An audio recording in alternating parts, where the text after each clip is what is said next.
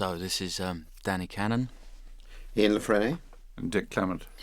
And we shall try not to bore you too much with our commentary. I heard about this film, I think about this time last year, funnily enough. I think it was September of 2000. That's when we first met, yeah. Yeah. And they'd attempted to make the film one time before, but not gotten the script right. And so I didn't really refer to the script that they had. I just talked about what I wanted to see as a football fan and some of the scenes that I had in my head and just trying to capture the passion that I felt for the game. And they'd mentioned that the team was Newcastle, so I thought of Ian immediately. And I said when they offered me the job on the way out that time, I was like, I would really love Dick and Ian to do the script. And we then went about trying to make that happen. Yeah, it was great. It was extraordinary. We live in LA. We've done many things in Newcastle. It's my team. And there was this package. I must admit, though, the original story by Mike Jeffries and Adrian Bouchard did remain, and it's a very important part of the film.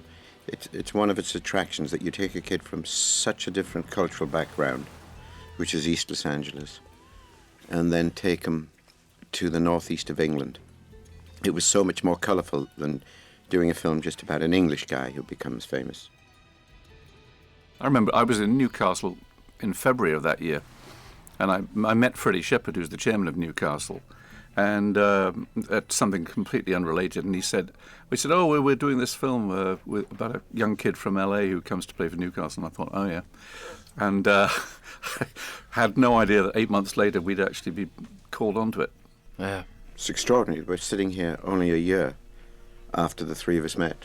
Totally. That's incredibly quick. Yeah. No, I told the guys what it was I wanted to do. They seemed into that. Then they added their own stuff. And basically, for the next 3 weeks, we met at your house in the mornings, Dick. Yeah. And then I would leave after, giving my notes for that day or my rantings and let them write all day and catch up with them the next morning. We had to write very fast because of the schedule. We had a script in 3 weeks. Yeah.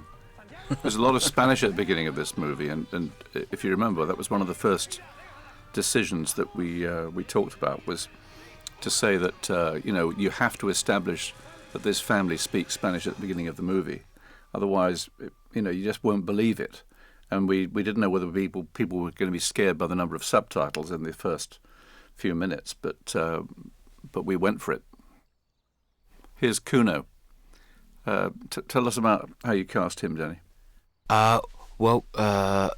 Originally they'd thought of a different cast for this film, and obviously when the script changed considerably and the whole thing was put on hold, we started from scratch. So I met the character was from Mexico City, so we went out to agents and we said, we described the character. I think Kuno was the first guy we met, funnily enough. And even though I wasn't familiar with his work, apart from one film I'd seen called Lucia. The minute I met him, it was like I'd known him my whole life. It was just he's a very personable, very unpretentious, nice lad. And I brought him in a couple of times after that, and he read with a couple of different actors some of the parts, some of the scenes. And he just never got out of my head. Right. And nobody works harder than this guy. I know you've heard that about other actors before, but I can promise you, he put his heart and soul into it. And his football skills were limited, and he worked so hard on it that I'd put him in any team now. Would you put him in your team? Yeah, he can take my place because I'm tired.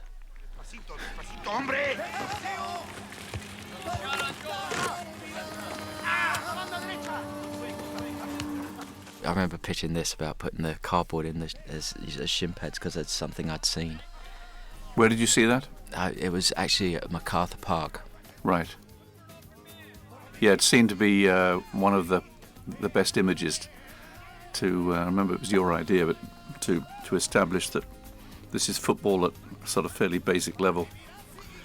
Ian claimed that those were his feet in one of the interviews that we did in England. Yes. Yeah, all the close shots, I said, were me. Yeah, that was you. That's right.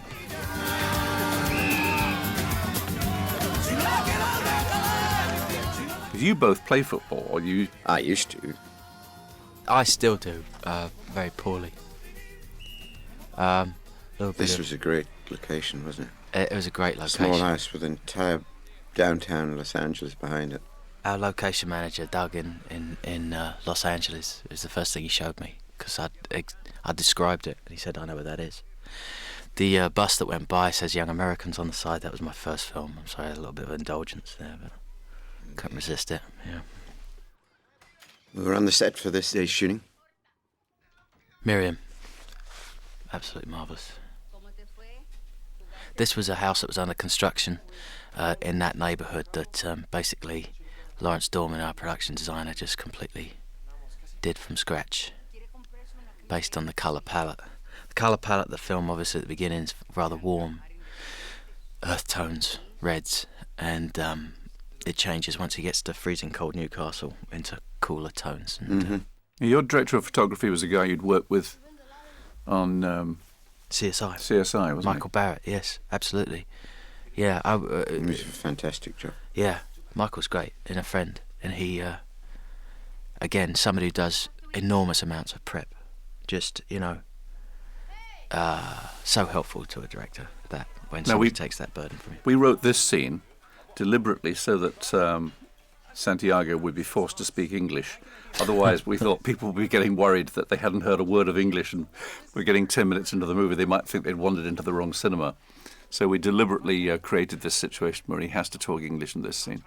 Well, it's funny being in Los Angeles, like three Englishmen sitting there talking about Los Angeles, but I think what was I'd been away from England for a long time, but this whole idea of this self-effacing, taking the mickey out of yourself thing is really important. I think that brings a humour to the thing, and it also keeps your feet on the ground, and you get to like the characters early on when you can have a laugh and a joke with them, and that's why all the humour that Dick and Ian brought to this was important. It's always great to have some laughs in anything, I think. Yeah, God, you're begging for them in a test screening. Now, this is Glenn Foy. Yeah. Right from very early on, Danny, you were determined to cast Stephen. Yes, I was. We thought he might be a little young, and we thought this, we thought that, but you kept going back to Stephen Delane. Well, and, originally I was going to ask him to play the manager, and I think I did almost, because I knew that would be a slam dunk. Right. But then the whole foreign manager idea that it came from you guys, I think, was just something that we really liked as well. So, now I remember sitting down at the Soho Hotel and trying to talk Stephen into this. Did he always plan to play it Scottish? No. We talked about Northern, and then we talked about him being from England and then staying up in Newcastle. Right. And then, Scotland being so close to Newcastle. I completely left that up to is he Scottish? Stephen. No, he's not. Oh, well, I thought he was. I just assumed he was. No, but when he stood next to Gary Lewis, he went, "Oh no, real Scotsman, you're going to bust me now." And Gary said, "You're doing great." No, his accent's terrific. That was Anthony Napali in goal, and I'm name dropping, but I played with him in a team, and he's a friend. And he called me up on a cell phone. He said, "I want to be in your film." And I never returned the call. I thought he was just being nice, like, "Oh, you've got a film, and good luck to you." But then he called me back. He said, "You never called me back. I want to be in your film. I'm going to be the goalkeeper." I was like, "All right." And he showed up, and he had a great time. I don't think this character exactly existed in the story we took over in Adrian and Mike's story, did he? No, there was a scout. There was a scout, but he kind of disappeared once we got to Newcastle. Yeah, I remember we had a long debate about whether there was a scout or an agent, and we eventually said there should be both, so that you had the good guy and the sort of... We needed our character to have a mentor. Yes. In England, where he knows nobody, where he's lost in such a different place. No, a guy he wishes were his father. This is true. Yeah. He's like a sort of father figure. I love working with Stephen, though, and I learnt a lot from Stephen because, he's minimal, but the amount of thought that goes into it it's just he approaches it from an absolutely egoless kind of just realistic level of like, He comes who from am another I? part, doesn't he? Yeah. It's funny. He's one of those actors.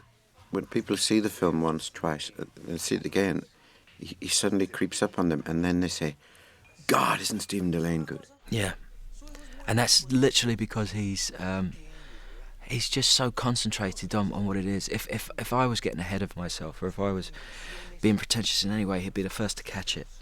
He's very, very honest guy. No si puedo llegar a ser jugador profesional. Remember, we had a lot of debate about this scene.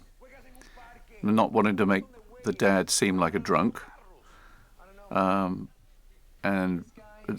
getting the level right, wasn't it? The level of the antagonism between father and son. We worked on this scene quite a bit. Many actors read this role as well, and this is a scene they read. Now, I think Tony was good about it, because when I spoke to Tony about the part, I mean, we both agreed that the father's not wrong. He's got a great point. I didn't want to play this guy like, oh, he's just a bad man. He's not. Yeah. So now we meet the English agent, Barry. Yeah. Which is very much you guys. Barry, it's a good moment. Well, they're a sort of generic breed, aren't they? Sports agents. And we read many people, comedians and all kinds of people for this role, you know, trying to get this right, but I didn't want him to be a caricature, so it was funny. I was worrying about the part, and a programme came on television with a little talking bear, and Sean was in it for some reason. And I was like, Sean, perfect. And he came in and he nailed it, just first time round. Where's this location? Isn't that the Pacific Design Centre? Pacific Design Centre, that Yeah. was, yes. And This is UCLA? No, it's a college downtown. It's I can't remember the name of it, but a really nice field. Really, isn't it? Yeah, yeah. Well, a lot of the colours are enhanced with colour correction. That was an important plot point we just missed there. That Kuno is an asthmatic. Yeah. It has a very impactful follow-on later when he's in Newcastle. Woo! Come on, Santiago!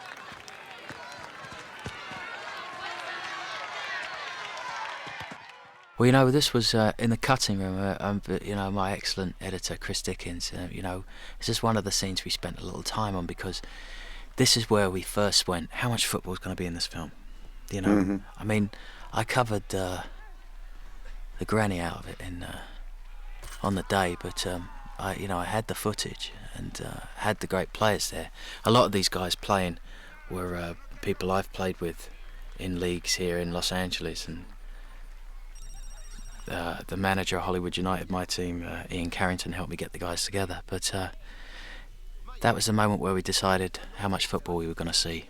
Well, we had a lot of debate in the writing too about not only how much football, but how to ring the changes on it. I mean, you can't just say he's brilliant, he scores every time. You know, you've got to find all the different gradations of the things that can happen, Exactly. so that the people who do know about football found it credible. Right. Otherwise, you had to sell it.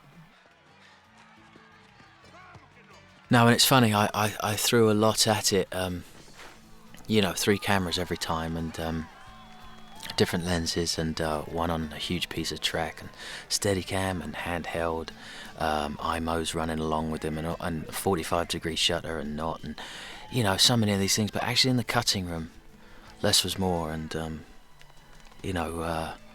football isn't a high stunt kind of game. It's a very, again, an unpretentious game. Well, there's a lot of action. Well, you look at highlight reels when most people show the goals or the near misses, but there's an awful lot in between. There's an awful lot of Teamwork, passing. teamwork. Yeah, exactly. Yeah, so I wanted to be honest about it all, rather than try to dress it up like it were an action sequence in a movie.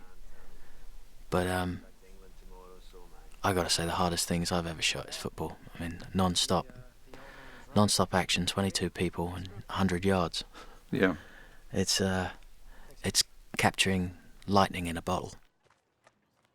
You also had to capture all these different gradations of football, and from the pickup game at the beginning Totally. to these sort of games, and then eventually to the Premier League. No, I think, I went into a lot of detail about what they were going to wear, what the boots looked like, what, shirts, colours, and all of that stuff, and locations and locations and locations, trying to get the right places, because if you get the right people and they look right in the right place, half your job's done. Now here, the scout, Glenn, is calling from Los Angeles and waking a major English football manager up in the middle of the night. And you had decided, or we all three had decided, it would be good to make him foreign, another kind of voice, another accent in the film, which represents the state of the game today. Yeah, there's so many football managers now that are So many managers French, and players and trainers, coaches, just integrated Portuguese. in the United Nations of European soccer. Marcel, we thought of immediately. He's a Romanian theatre actor who we'd seen play as a German, a Yugoslavian, and a Dutchman in films previously, and he just popped to mind. We called him Dornhelm, Yeah. after a friend of Ian's, a fellow director. So in this film he plays, he's in fact a German character, German, managing in England. Un inglés que me vio jugar fútbol. If you get yourself to England, Newcastle United will give you a trial. There's a lot of managers who are either from France or Portugal or wherever these days, so it's a very international game. Spain, all over the place. ¿Verdad crees que vas a jugar fútbol en Inglaterra? The scene was shot at the end of the day, which you always think is going to be great because of the light being low, but in fact you just scramble around because you've got 4 people standing on the side of a busy road, and it's never as easy as you think it's going to be, and then the sun's hitting the ground, and you never want people to see you rushing around and scrambling, but that's what you end up doing. There's a lot of emotions going on in this little scene, Yes, isn't there? With all 4 characters. yes. And you can see in the close-ups they're all so effective, all the 4 actors. Look in my eyes and answer me this question. Can Santi make it as a professional? I believe you can. Dad. Grandma's from Puerto Rico, isn't she? I believe. I think Kuna's manager was telling me that. Yeah, great actress. Yeah. Out of New York. It's a wonderful face. Good to see you.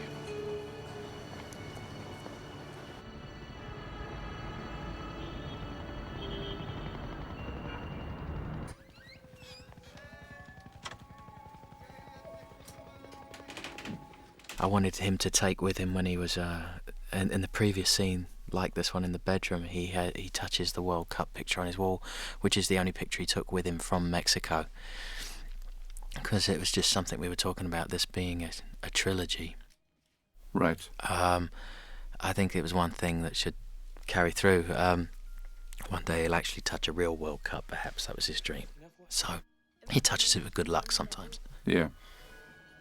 So you going? Grandma thinks I should. What does Dad think? I haven't asked him. How far away is England? This is a good point to talk about the music, because this is Graham Revell blending into a piece of source music here, but in between talking to Dick and Ian about the script, I was playing a lot of music to myself in the car, just to try and inspire myself or get my juices flowing, and I'd make compilation tapes over and over again and trying out stuff that I'd play in the car to myself or on the iPod, and 07 was one of them. But I'm so glad Graham came on board, because he's a friend and he's somebody you could just hang out with and discuss music, and Is Graham American or British? he's actually New Zealand originally, but he's been here longer than I have. And he understood what I was doing with the temp, and he understood what I could play him very early on, the kind of things I was listening to. and he got it straight away. And then combined with Jason Alexander, our music supervisor, who I use on the TV shows, I felt very confident about the soundtrack.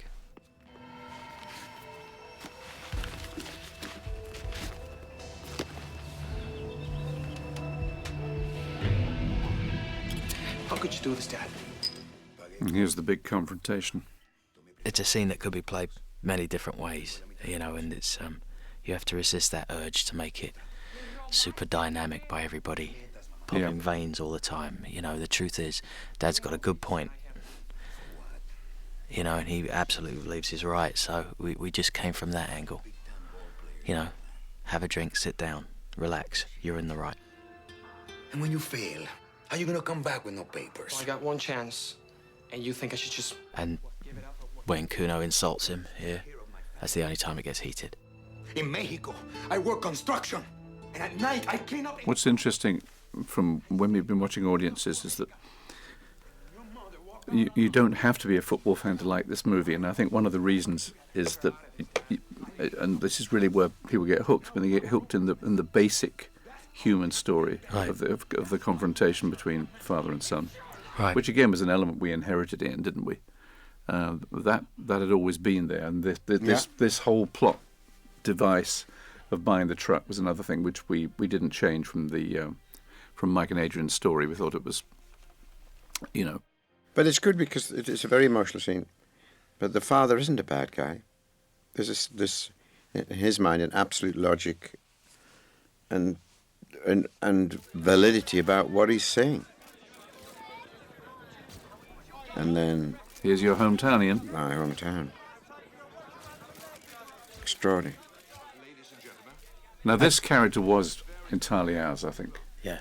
And it was Ian's idea to have another player who represented the other end of the spectrum, somebody who was already established, who was already fetching huge fees and already used to adulation, so that it was going to provide a big contrast down the line. But this. And there was a scene earlier that we cut out, really, that saw him with his girlfriend, you know, buying 6 shirts of the same colour in a Bond Street store, you know, to show that. But I thought in the cutting room when we were running long and we were looking for things to go, it was actually better to meet this character in this environment rather than in the environment of what's going to become such a crucial location in the film. And I just wanted temple of soccer in Newcastle. When we cast these two journalists, I just wanted them to remind me of those, you know, naysaying, like journalists always trying to trip somebody up. And I really like those two. I thought they did a good job. You know, and it's the humour of, like, Alessandro nailed that humour and, you know, being able to poke fun at himself.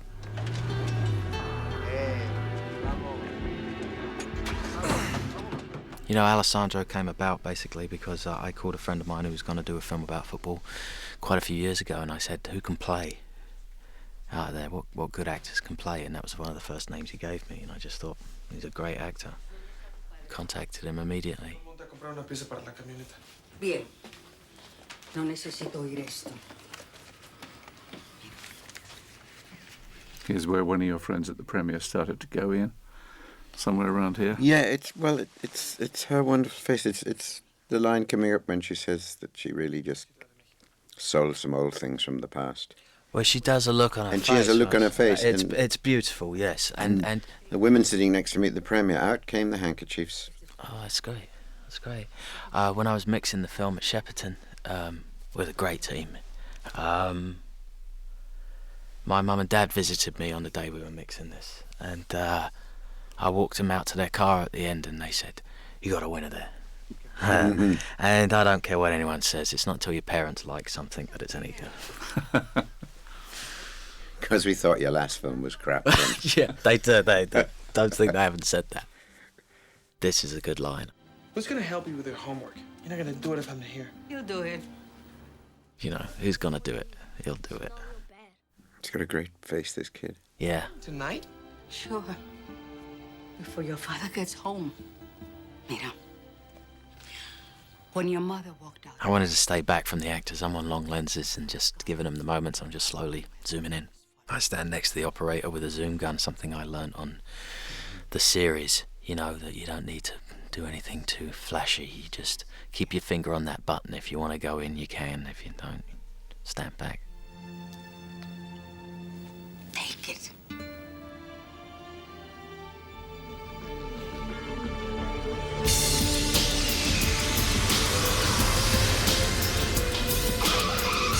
We wrote this next shot, and we said it's the cheesiest shot of London you've ever seen, and then it was you pull back to reveal that it's a poster. But it was you executed that idea exactly as we wrote it. Yeah. Well, you know, there's only one way to do that. Purpose of your visit? Excuse me? Business or pleasure? Business. I love this because, you know, being a legal alien in America, I always still get anxiety going through customs, like they're not going to let me in. The heart's beating faster. And I remember something somebody always told me was, you know, you're never there for business. It's just a vacation, it's just a holiday, something I don't have to go through now, luckily. But, of course, he says business. It's exactly the wrong thing to say. And you can still sit next to some people and feel them go, ooh, don't say that.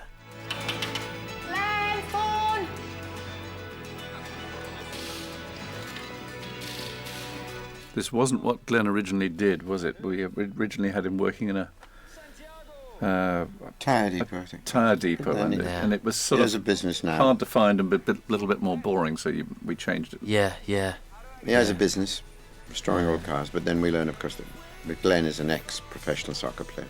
That last shot of London was down the bottom of Haymarket where I stole a shot for my first student film. It's just funny. Oh, really? There were so many times I went back to England this time and found myself standing exactly the same spot I was in a long time ago. That was a great shot establishing Newcastle. Yeah, I got one day up in a helicopter where on a match day. It's a great-looking city now. I always thought that, you know, and it's funny how many people have said I didn't know Newcastle looked that way, but I've always seen Newcastle as a beautiful city the minute you come over the bridge. It hasn't been used a lot in film, has it? Not enough. Mike Hodges. No. Well, Mike Hodges did get Carter. And yes, that's right. And then Stormy Monday. Yeah. Mike, movie with Melanie Griffith, wasn't it? Yeah. Sting, wasn't it? Yeah. He was good in it. Yeah, to me, it was a grand city. Unfortunately, we wanted to shoot downtown a lot more, and the roads were all torn up, so I had to select. But this was a great idea for me, and basically to go on the coast, because I never would have thought of that, you know. But this is where I'm from, and day one of Location Scout, I said, I want to show you somewhere, Danny and Dick, and to say, let's use the coastline. Because when he trains and he's on his own and he's running, it looks so wonderful running on a beach with the waves as opposed to you just be running around a park. Well, thanks to you, Hudson, that's quite a classic shot now from Chariots of Fire. Oh, yeah. I didn't even think of that till somebody mentioned it as a screening. Did you only have a helicopter for one day? I had helicopters for one day, although we had camera problems, and managed to sneak up. It's amazing how much you got. Yeah, you know what? That's great coordination on the ground from my AD, Chris Newman. Not just coordinating that day, but coordinate football days. I mean, my right-hand man on this film was extraordinarily good.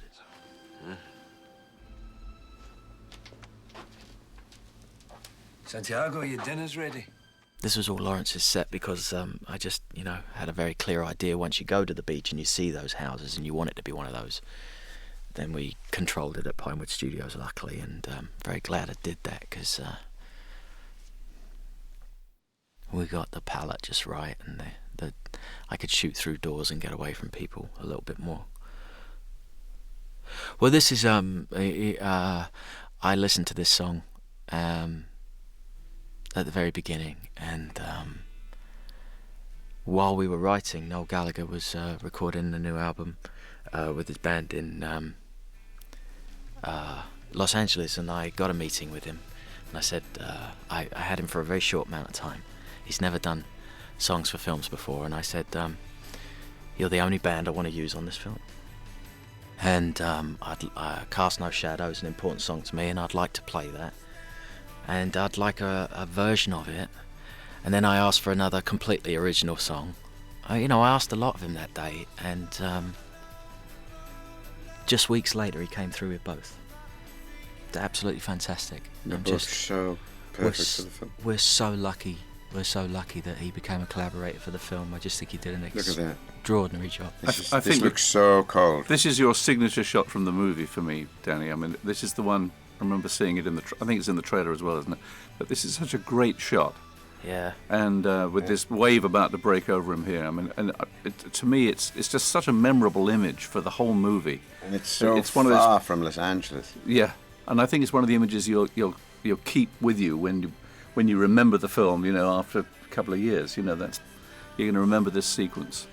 Well, it's the kind of thing you have in your head, and you're walking around Los Angeles, or you're driving in your car, or you're driving home in a car, or you're on a tube train, and some things just stay in your head, and if you dig your heels in, anything can happen. These cars, you fix them? Fix them, restore. Listen, there'll not be anyone. It's just Stephen again, just knowing what to throw away, and how little to give sometimes will just say everything. It's just. Yes, I loved the moment a few minutes ago when he mentioned that his wife died, and he didn't make anything of it. But you got all the pain without him any histrionics whatsoever. But he just did it beautifully. And with no fuss. There's just he only wants to know what you need, and you talk about the character, and then you let him go, and he's just. I think he'll make an excellent director. Yeah. I don't think Kuno will mind us mentioning that was somebody else's feet there. Mine. These kids here are great, and I know some people can't quite understand the accent, but it doesn't matter. I've heard some of the players have. Well, this is where this is the first time we really hear reconstituted Geordie, as the local accent is known for those who don't know it. Yeah. Which I guess you could say was like, I don't know, like being in Maine, if you're an American, maybe, a thick Boston accent or something like that. It's very particular. Yeah. And it's kind of great. Football? Oh, yeah. That's all there is to talk about. Where you from, son? Los Angeles. Oh, aye. This is Chris Fairbank, who was in a television series as playing somebody from Liverpool, and it's kind of perverse that he ends up playing. I couldn't resist it. I thought, you'd used every other actor in Newcastle in your shows. He actually talks quite posh. He does. No, he is, yes. He went to a posh school. He's a good actor. Football's a religion up here in London. We were stuck for something to shoot this day because one of the things that happened in this film, which just made my life miserable, was the weather. It would snow, hail, rain. Snow, hail, rain, sun came out, rain, hail. And that was in the course of an hour. And I was running out of things to shoot sometimes, so we got in that car and you can just see snow starting to hit again, and we just managed to get a take or two out before it dumped on us again. But we spent so much time waiting for clouds, waiting for snow, clearing snow. I mean, God, I've never cleared so much snow. We all went to this location with you. Yes. Of course, for Ian, it was a little bit like going to a cathedral. Yes. I mean, he walked around in hushed tones as he went around St James Park. And supporting a London team like I do, it was more like going to the other side of the Berlin Wall, perhaps. When I phoned you in the middle of the night, you promised to give him a trial. Yes. 1 minute, please. You like that? Score a hat trick, you can have it. I'm sure you have a one. That was an Alessandro ad-lib, which I thought was great. You like my car? Score a hat-trick, you can have it. Yeah. It's just, sometimes when people have got the character in their heads, they come up with the best stuff. He just looks at the archetypal successful. It's interesting, Alessandro's Rich, cheeky, American, isn't it? Sports star. Yeah, no, he's American. Prada glasses, earring. And we spent a lot of time Bleached on his hair. hair. I got to say, yeah, Alessandro was very particular about the hair. Needed to get the hair right, I think. Their life, the character. I'm in position. Yeah, for my team, I play up front, but I prefer midfield. It was a very good point we made that even though we inherited the fact that it was Newcastle, the fact that it's a town with one team made it perfect for the movie. Absolutely. As opposed to nearly, I mean, you know, Liverpool's got 2, Birmingham's got 2, London's got 6. at least 7, actually. Yeah. But well, these early scenes were very important textually, with the workmen in the cafe, and then Glenn talking about the city, just to give it a sense of context, just to realise what football means to a community like Tyneside. And I always imagined this being the training ground in my head, and the training ground is actually a very modern place, but I wanted to keep that old feeling, the opposite to Los Angeles, and you know, something that felt old when you walked into it, something, you know, that belonged to a legacy. But an interesting point here, you know, when we were in the cutting room in Los Angeles, when he got out of that car and walked into this dressing room, I put a little rolling thunder to just preempt what was going on in the sound. And I remember an assistant, when we got to England to finish the cut, an assistant going, "Oh no, it's going to rain," when she saw it for the first time. Really? He's never played in the rain. And I thought, they got it. God, he nailed it. Yeah. I hadn't even thought you just do these things, and then of course you see this and you go, "Oh, he's going to fail. We didn't get in for this." So from that point onwards, I found a rumbling. James Lavelle and Rich had this great track. They're the boys from Uncle, and Well, also Sound of Thunder is ominous itself. and they had this thunderous music track, and we just rolled it underneath. And it isn't until he gets tackled for the first time that we smack him with the drums, and it was just.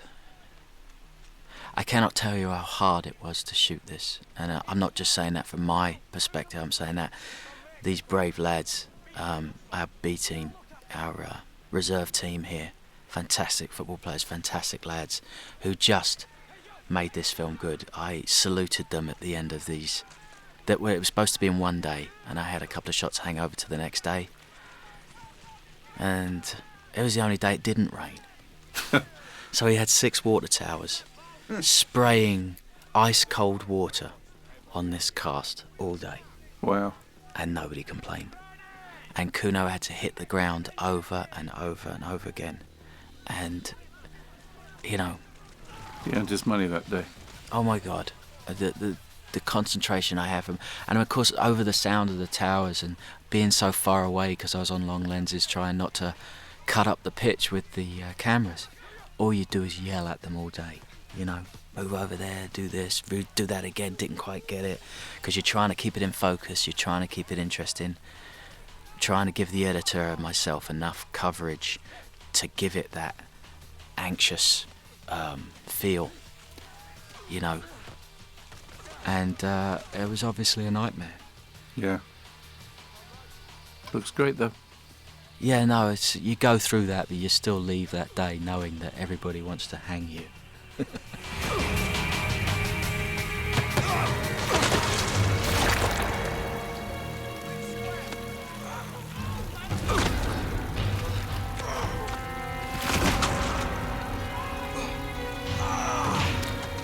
This was Kuno on his own, just saying, put it down there, put the camera down there. He's just over and over again.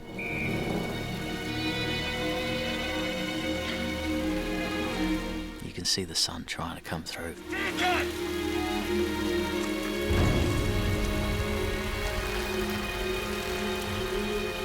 Go on, have a go.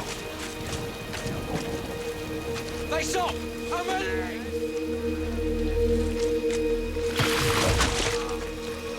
That's all you need, you know. It's just that little shake of the head. Yeah. And the career is over. Yeah. I know. And then the audiences are thinking, so how does he get back? Yeah, right. How does he not go home? How does he not get sacked? What's going to happen? Because at this moment, he's obviously blown it. Well, that would be the easiest option. That would be the easiest option, wouldn't it? Would he just give up at this point? We had a lot of debate between the three of us, didn't we, about yes. the whole curve of his career, Yes. and you know the problems that he had to overcome, and whether we had too many or too few, and you know there was a lot of debate about that.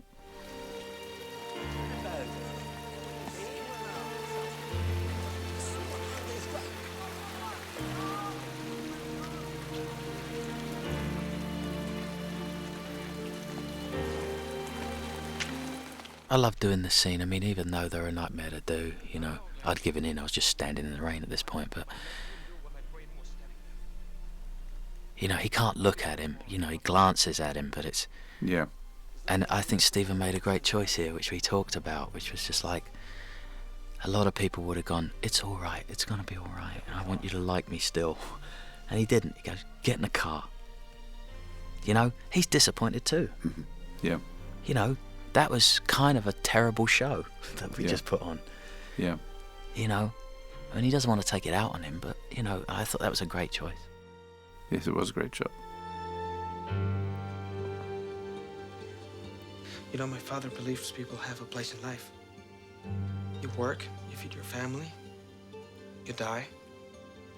Now he's got all that guilt about what his grandmother gave up. Yes. Yeah, yes. but what's good is this little mid-crisis so early in the film, all those people who really are interested in football and women, it's suddenly from that scene that they get involved with him.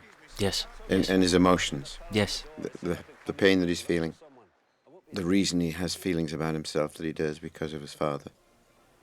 And they start to care about him, regardless of what sport he plays. This scene was Ian's idea.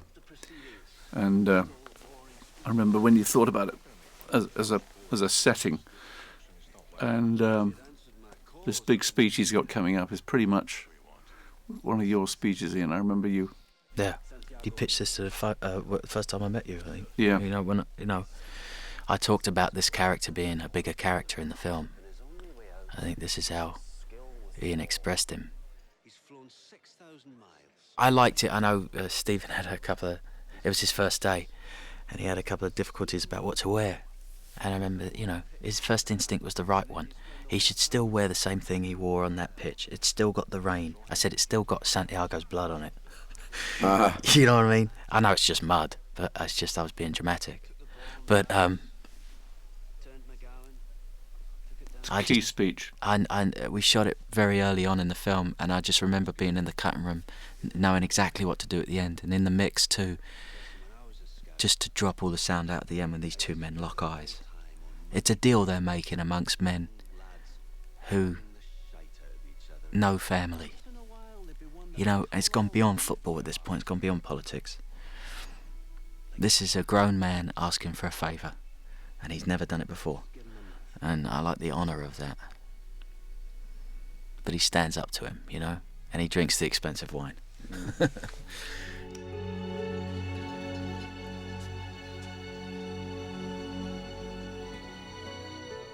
Now at home, Kuna gets a glimpse of what Glenn used to be in a different era. A fantastic prop master in England, Dave Balfour, got this together. Probably one of the best guys in... I have to tell you, there used to be a picture on Ian's wall of the Newcastle team, except he'd superimposed his own face. I've still got that picture. I was just looking. My wife made this scrapbook. Who was the unlucky player that you blanked out? I will remember that. Well, the one on the end of the back line, really. That was a little look I needed to get because it preempts something. He says, I got an injury, did my knee in, and Kuno just looks at him because that's everyone's fear, I think, and then we use the knee injury later. Yes. So that was a shadow of what's to come. Yes. But I thought this was I laugh at this line every time, you know, funnily enough, when he says, you know, oh, I can't take the shirt, it's too special, and he goes, I'm not giving it to you, I'm just, you know, try it on. That just was good. What's the point? What's the point? Well, you've got a month's trial. So when we use Oasis again, you know, so it's another track. I just said to Noel at that first meeting, I'm going to use this track, if you let me, and then there'll be a new track. And How many Oasis songs are in the film? 2 or 3? 4. There are 4? 4. I thought, yes, I know, sorry. 4, because Morning Glory had to be in it, because it's like a football anthem, I think, and we remixed that. Thanks to Noel again. Just pinch myself when I think of what we got out of that. Here we are with a montage. Ian and I, every time we write, we dread the word non-charge because they're awful to have to write. Yes. But the truth is, we always say to each other, they always work. But actually having to write them... Well, we joked at the time because it was like the games too. You could just leave a half-page gap and just say refer to director on them, really, couldn't you? Well, you could, but we can't bring ourselves to... We feel that we're not No, doing we our can't job do if we do that. You know. Well, anyway, I mean, I trained with the team beforehand just because I wanted to lose some weight, really. No, I needed to know the lads, and I needed to know their strengths and weaknesses, and I needed to know that I needed them to know I was willing to go through what they went through. So I did all this training with the guys 5 weeks before the film, like for 3 days a week, and I just knew the exercises so well by the end of it. You know, that's where. Now this is integrating the real players with the actors. Yeah. When Kuno suddenly goes, "Oh my God, the first team," and it's a moment for him, one day. And it also makes the audience realise, oh, they are real Premiership players. It was something I shot myself on a Sunday, not a Sunday, it was a day off, a 1 day off in Newcastle. I took a camera crew and we just sat and watched the team practice for an hour and 30 minutes, cleared some snow away for them so they could, and then filmed it and used those moments. I remember a conversation where you or various people said, can't we get the girl in earlier? But there really wasn't a way of doing it. I mean, this is, not organically. This is fairly late in the day to be introducing the love interest, but in fact, it was the right moment. And I was driving back on the 5 freeway when it occurred to me. We hadn't got to this point in the script yet, and I was going to see the guys the next morning, and I said she's a nurse, and it was just that was it. That was all I gave them. And I also remember. You wanted to. You had a very clear idea of how you're going to shoot this scene. You were going to make it very sort of sensual and tactile, and you just get it. There's a sexual frisson. Is that the word?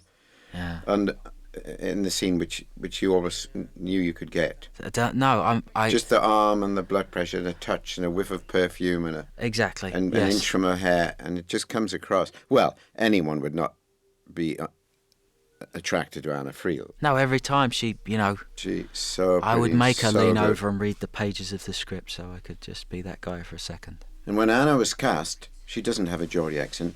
From that moment, she started talking Geordie 24 hours a day. Yeah, she did. Her husband thought he was living with a stranger.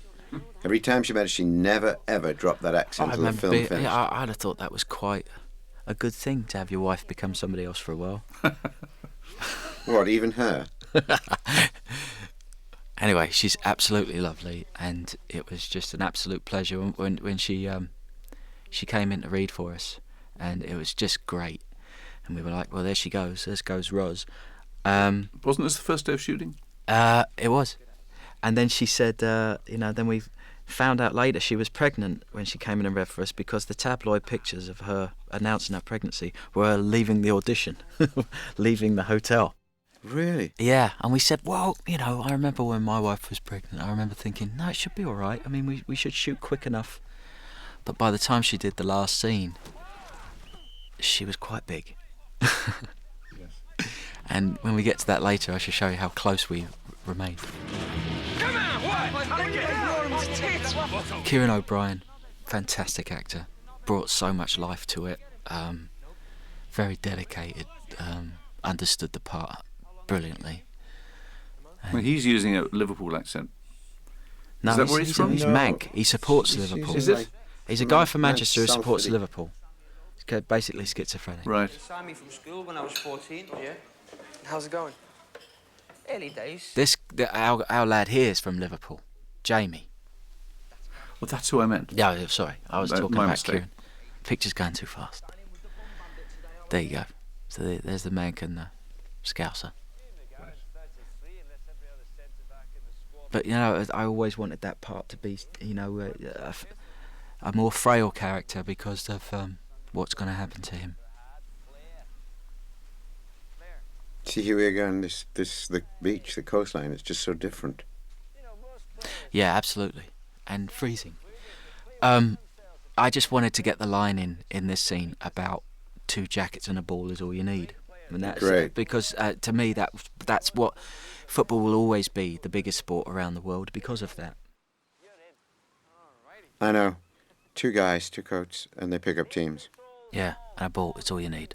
That's why you can play it anywhere, Absolutely any anywhere. age. And then really. we did, whether it was on my street corner, using the pillar box as a goal, or, the park, or in the living room. Here was another good moment where you were able to integrate real players, including a very famous player, Alan Shearer. We had to schedule the so film. far ahead to make this happen, but Alan showed up on time. Just a look, just a nod, and It's very effective. very effective. He's the pro. No one. Well, luckily, so many of the players had done commercials. They knew what was expected of them, and they were very comfortable in front of the camera. He's the governor. Classic player. Yeah, here you go. Hey, listen, I could show you the town. It's one of my favourite lines in the film too. It's the It's biggest big laugh. It's the biggest laugh in the movie. How old you have to be. I just like the way you picked the number 11 because it's a funny number. I don't think 12's funny. You're right. No, 12 is not. 12 wouldn't have been funny. 13 wouldn't have been funny. No, it's not funny, is 10 wouldn't have been funny. 11 is the one. it? Oh, yeah. Don't ask me why. The DP will tell you a good story about the lights on the boat. Yeah, for people who don't know Newcastle, that boat is actually a discotheque, Yes, which wasn't open that night. which has been there for years. And we had to get the guy out of bed, get over to your boat and turn your lights on, mate. Oh, really? Yeah, otherwise it's not going to be in the movie. We went to a disco after the premiere in Newcastle. There are a lot of very pretty girls in Newcastle. Yes. You must have noticed. I know, I didn't notice actually, Dick, no. Unbelievable. No, I was too busy. Yes, of course. I only noticed one pretty girl, Anna Friel, who, bless her heart, was wearing a corset and sucking it in all night. Because she was starting to show then. Bless her.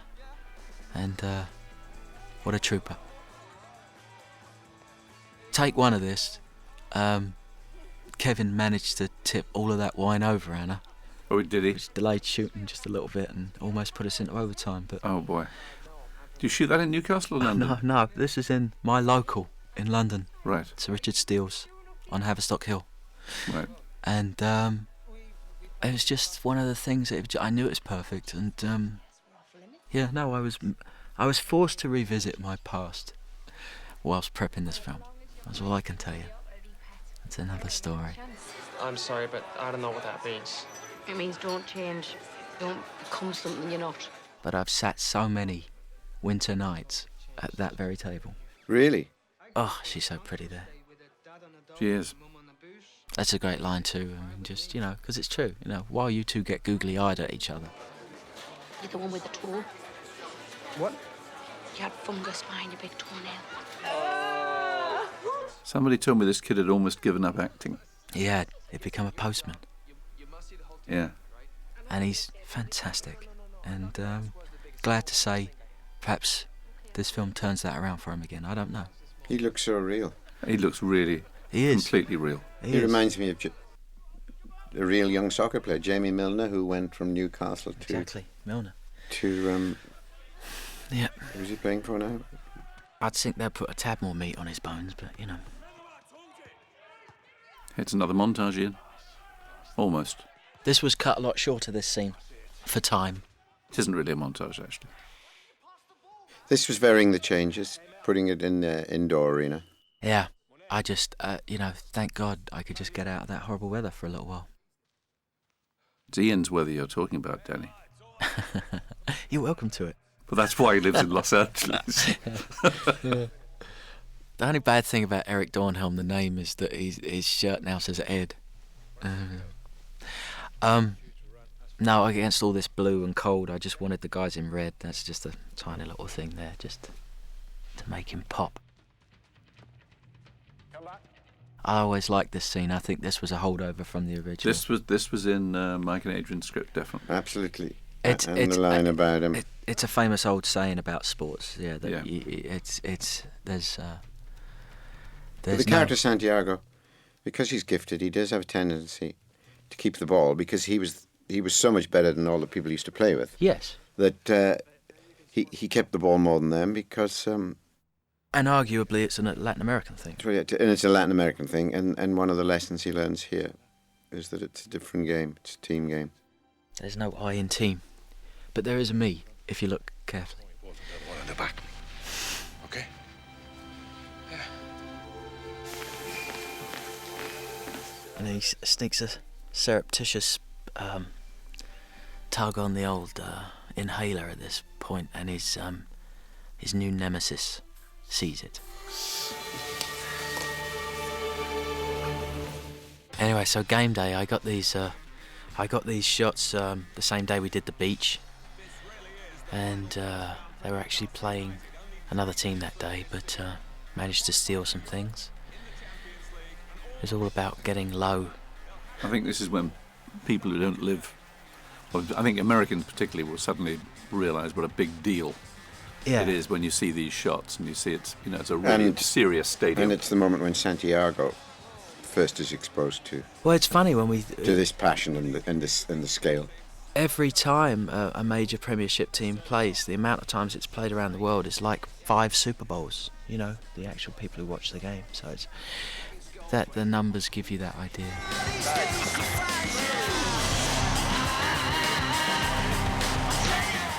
It's a great stadium. It is a great stadium. It really is a wonderful stadium. I mean, I was incredibly impressed with it. And this was some shots we stole with Alessandro at the beginning. So much politics, but it's very difficult integrating the players with the actual game. It was much easier to shoot the actors again without a crowd there. And Frame Store, visual effects company in London, just did absolutely excellent work putting the crowd into some of our actors' shots. I don't even want to mention which ones they are because I think you can't see them. I can't. I remember that they weren't there when I saw it earlier on, and now they are there, so I'd rather not think about it. This was going to be a different game originally, but because of the FA schedule, the FA Cup schedule, we got to play Chelsea, which, who were top of the league at the time, and Dick's team, and we were very happy about that because there's so many great players and stars on the field. And we just thought Newcastle were going to get stuffed. And when the goal went in, I looked at Mark. Half. We just couldn't believe our luck because we just thought the crowd were going to be glum all day, and they jumped to their feet. It was fantastic. Because I've already had an email, as I'm a Chelsea fan, from a friend of mine who's also a Chelsea fan, saying, "Well, I love the film, but how could you possibly let Newcastle beat Chelsea?" But there were forces beyond my control. A lot of partisan reviews, isn't there?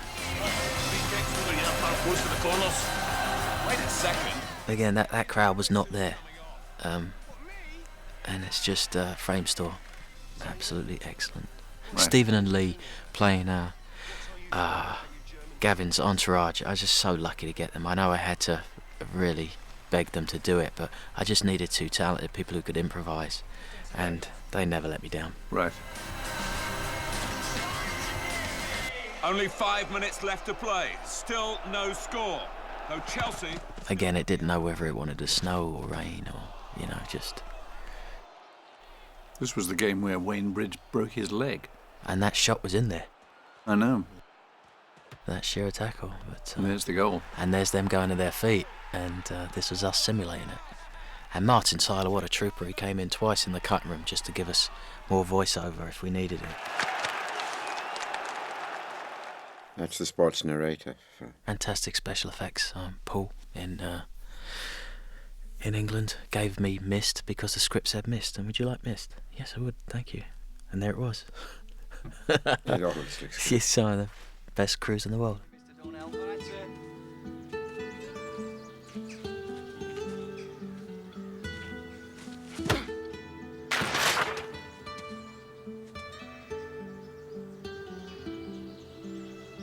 This was us racing to get the sun before it completely took all the light away. Me like a maniac again, running around. This was down south, wasn't it, this training? It was near Reading. It was, it was a private school. But it just reeked of history, so. Since when he realises he's been picked for the second string, the reserve team.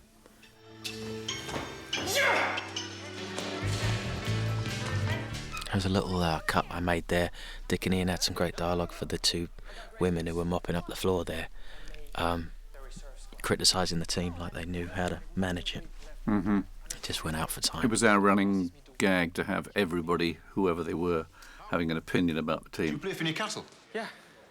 Wait, sign your name on that. Yeah, and a little bit of humour. Okay. They'll all be asking for your autograph soon, you know. I just love this bridge. Isn't it wonderful? Yeah. I stayed just across there when we were in Newcastle in those apartments, and so I'd walk across it every night, and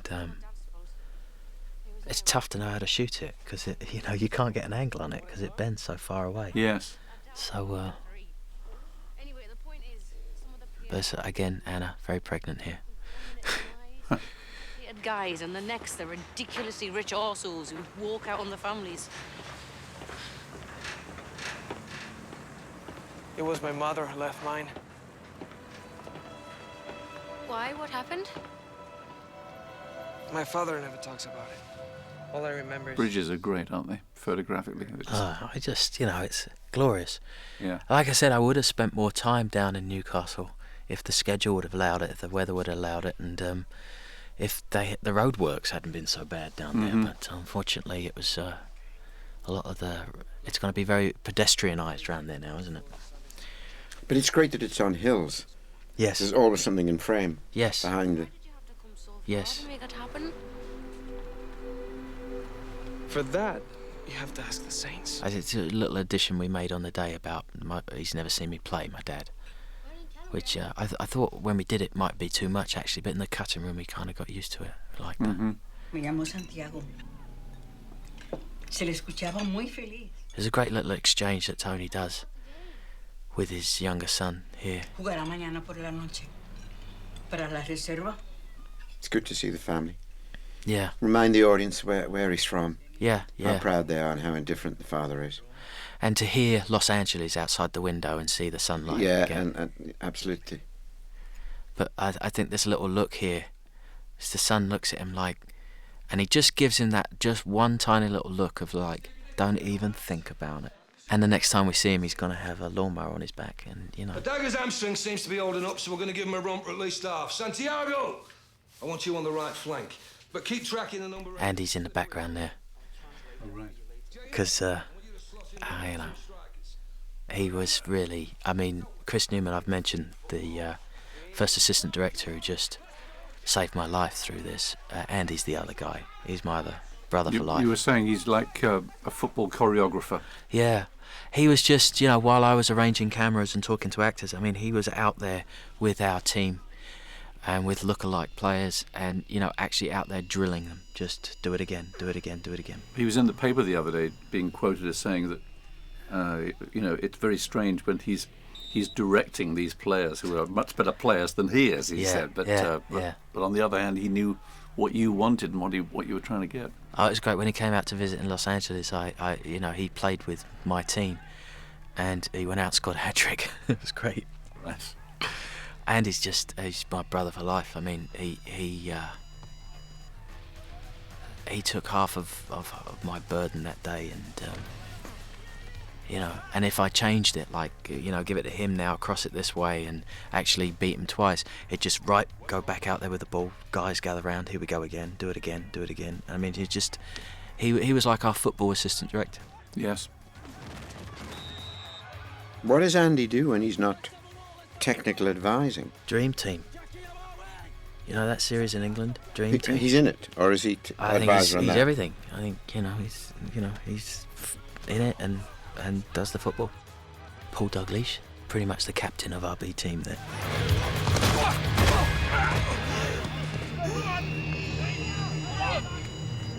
Yeah, mate, do you want to put on a red shirt? You're having a shocker. I was going to do a thing on the day I ran out of time where Huey was actually going to run up to him while his leg was in a vulnerable position on the floor, and you'd have thought, oh my God, he's going to actually stamp on his leg for a second, but it was just... I'm glad I didn't get to do that because it was probably over the top. It probably. He already stamped on his inhaler. Yeah. Okay.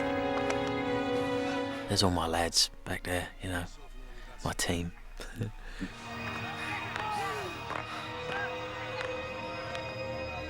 I didn't want to do too much slow motion. I think it's overused in sports films, but it's just there are tiny little moments where you just want to slow the moment down, because I think that helps for things to sink in if you can just slow it just for a moment. But I hate overusing it.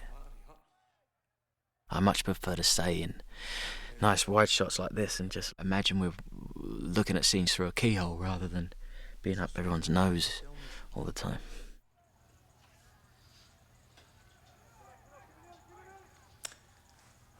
Okay. I don't know, Sandy. I cringe every time I see that tattoo because I drew so many of them. For the English game. Maybe you'd be better off playing back in LA. Another very solid actor here. Gary. Funny as well. Always cracking me up in between things.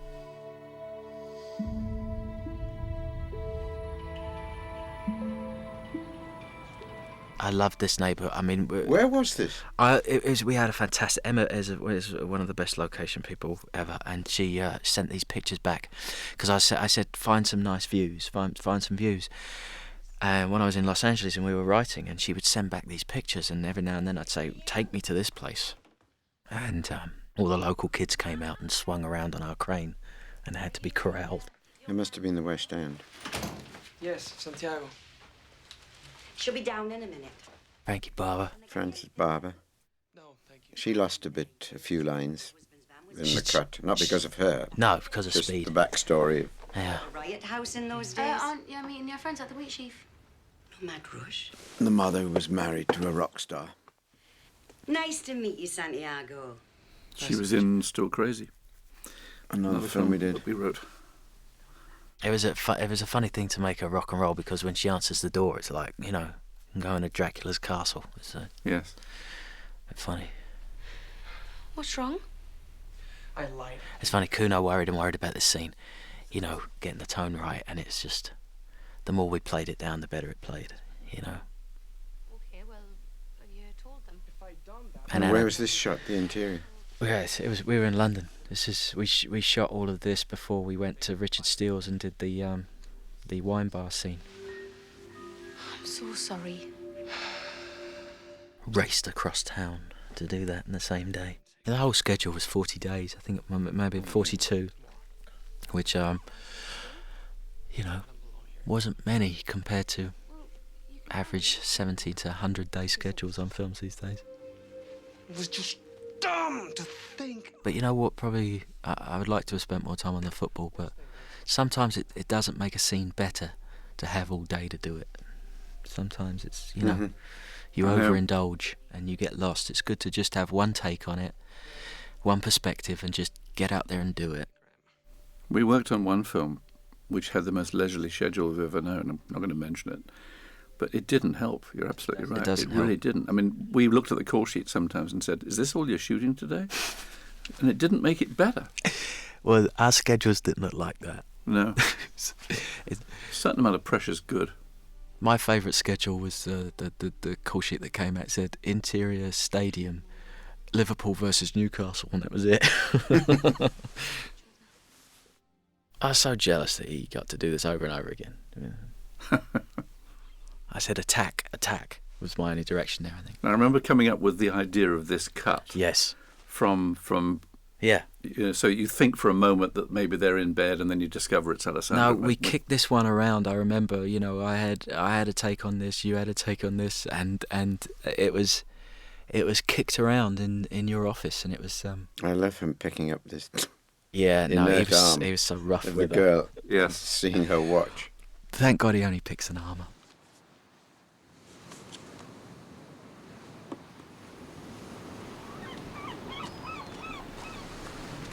Well, you really got your money out of time with money's worth. Yeah, no. I mean, that's the nice thing about Cranes. I mean, I love that the lighthouse was on in the background there because it was so stormy that day. It was the same day we did the beach stuff. So appropriate. Yeah. Yeah. Again, you know, Alessandro just being the prepared actor he is, knew exactly what to wear. This is my wife's favourite line in the movie. I can see why they took you off last week. You're shite. This was great that the two characters could dovetail into each other and create a solution Yeah, for absolutely. Kuno not being sacked. Absolutely. No, it's the only thing we wrestled with is just to not make this too convenient. And I think the whole taxi cab thing, got away from that. Yes. But, Yes. again, local kids, excellent actors. They're just, kid after kid after kid came in to read, and they were all good. And there's his car, which I was constantly told to feature.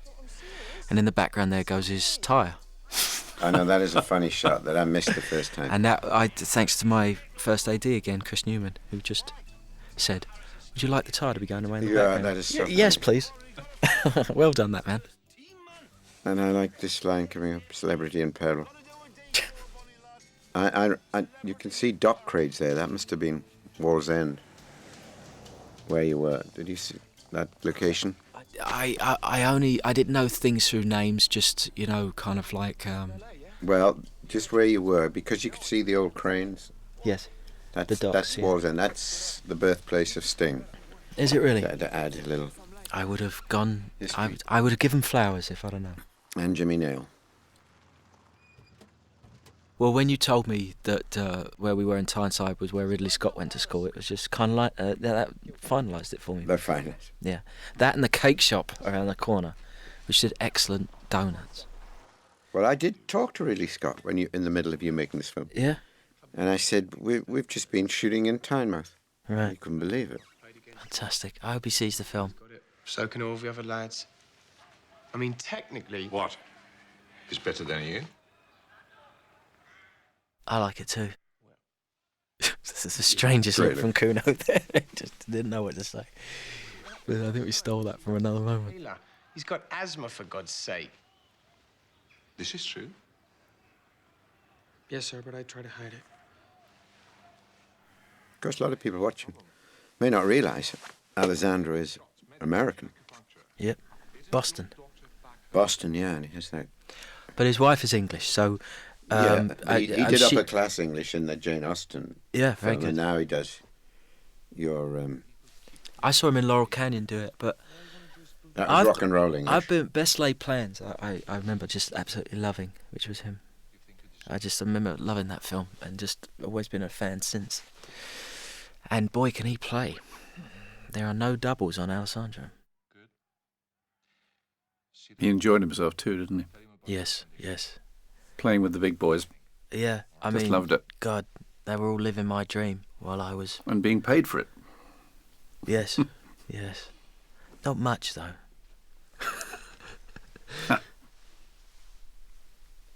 It's a very decent thing you've done. So gracious. Unassuming. Yeah. Now explain, why are you dressed for discotheque and 47 minutes late for training? But, find the humour in it too, Great. I remember talking to James Savell, I was going to get him to do the music for this section. And I'd tempt it with Paint the Silence. And I said, I really like this bass line, it's really driving, I love South a bit. And he said, yeah, I produced it. I was like, there you go. Everything keeps coming back on itself. Yes. I knew I'd used the right people.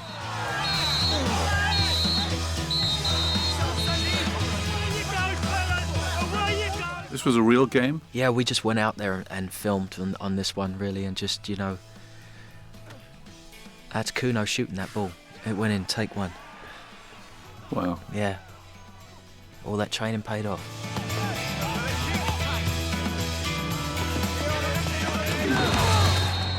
And that's me throwing mud on him as he hits the floor, with a handful of mud. I mean,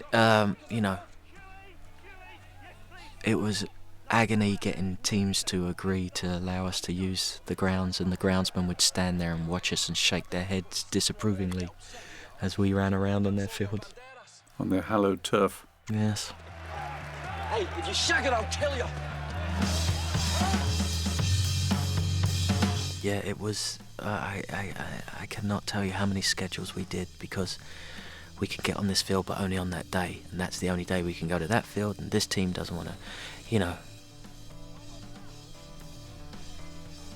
It was just... organising the Premiership was just With each game, the number of pretty girls seems to be getting Yeah, more and more, Danny. And that's why I kept putting Stephen in there and interacting with him, because we just wanted to suggest that Kuno was attracting his own fan club. Yes, yeah, that was the point. And that's a little gesture that he did in Los Angeles that we just wanted to say, that he's comfortable enough in England now to be himself. Little step down. Okay. Right. Oh my God, it's amazing. Can you believe this? Where's this location? King's Cross. There's a bunch of new developments in King's Cross, and it felt like that industrial part of Newcastle, that downtown part of Newcastle. So, right. I just really liked it. But the funniest part of this is how can you afford it? It was the flushing of the toilet, which was the funniest bit. Yes. Hello. Oh. I didn't say you could bring women here. Oh, I'm sorry. Shall I go? It's funny, one of my first meetings, I'd met Alessandro on the phone, basically, when I'd offered him the part. The first time we sat down to dinner was in Notting Hill, where I used to live for a while. And we sat down to talk, and the Arsenal goalkeeper, Lehman, came and sat next to us. And I was completely distracted the whole time. But I just thought, is that a sign? Premiership player sits down next to us, maybe. Got a bit of a wreck, is what I've heard. For professionals. The whole idea of playing FIFA 2005 is a big deal in this film, because all the football players do it, and I think I've improved my game by getting good at it. Oh, really? We visited this set. This is Piccadilly Circus, practically, isn't it? It's funny, Sean Pertwee said to me when he looped this scene, he goes, "You do good nightclub, Danny." He said you shot the granny out of that. I always like those little offhand compliments, they mean a lot. I think Michael Barrett knocked this one out of the park too. As you know, it's just something we planned a lot, but you know, when you get to colour correct it, you realise the detail that's gone into it. Yeah. Gav! 24/7, mate. Hey, listen, what's cool and hangs up? All right, mate. All right, Baze. You know they have a pact when they do that little moment there. The entourage and the agent, as all agents and entourages should have.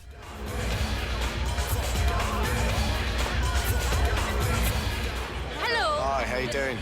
So, Santi, you got your... Nightclubs always feel like they should be easy to shoot, but they're horrible because, again, it's like a football field. All day you're motivating people to dance and chat, and then you're asking them to be silent, then you're asking them to be loud, then you're asking them to dance, then you're asking them to be still.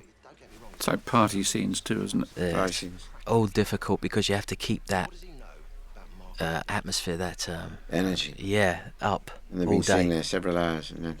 Yeah, and you got all this dialogue to do in the middle of it. But I agree, you do good nightclub. Thank you, yeah. All those years on the dance floor yourself. Never danced in my life. You look at Kuno there, and there's an essential decency about Yeah, the guy. but I just wanted him to look back at the agent just one more time, just like maybe that is the right thing to do. The look that they exchange there is you know, it's making a pact with the devil, isn't it? Yeah. And it's just they think they've got him. They think they hooked him. Of course, but you make a pact with the devil and you get everything you want, and then you end up having mornings like this where you question whether it's all worth it. Do you intend the audience to think that he slept with one of those girls? No. Or do you intend just he thinks? Oh, No, God, but I think it brought was. them back? I think it was around him. I think, you know. Hey, bro, what's going on? No way. Yeah, I think that's my interpretation. It's just the house is full of that type of thing, and yeah. I mean, don't say no to it. You're glad to be around it. Yeah. It's just whether or not it's. The way he looks at them is like, who the hell are they? Is what I'm. Yeah, I don't think there's anything wrong with a good night out, and there's nothing wrong with a bit of excess sometimes. It's just as long as your soul's intact. Yeah. Hey up, lads! And of course, what he's far more interested in at that moment is. Yeah. Is getting any kind of rapport, feedback from his father. Any kind of validation about his success, his validation. And so you can have, he's not getting it. you fill the house up with birds and booze and drugs or whatever you want, but you won't you won't get validation you need off of those people. I play where you tell me to play. I play how you tell me to play. And then that anger and that frustration carried on into this scene. Yeah, and you're like, well, what's happened to you? Why are you being so this way? Rob Dixon, good actor, worked with him at film school. He was one of the kind actors who turned up and worked for free when I was a student. Come on! Okay, guys, let's get to work. Come on.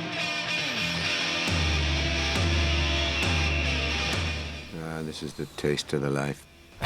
The first team. And this private plane. Again, right from the very beginning, I heard this song in my head, and I just Noel was very gracious in allowing me to clean up the front of it so it was a bit more punchy, because that whole album was demos basically. James was telling me.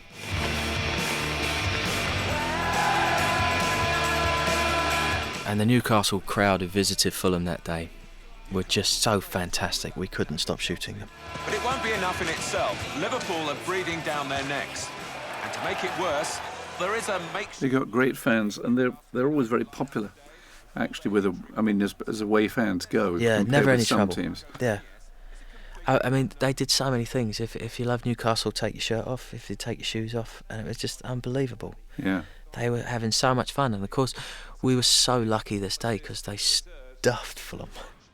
And we had all that celebration stuff we needed because we needed plates for the Liverpool game. We needed a lot of crowd plates for it.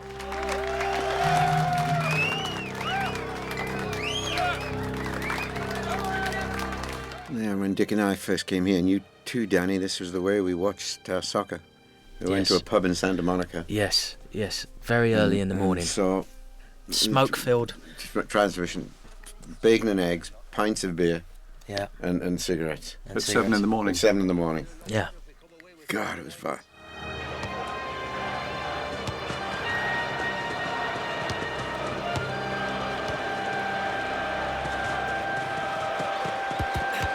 Look at him trap this there. He's like a pro. Look at him touch that ball.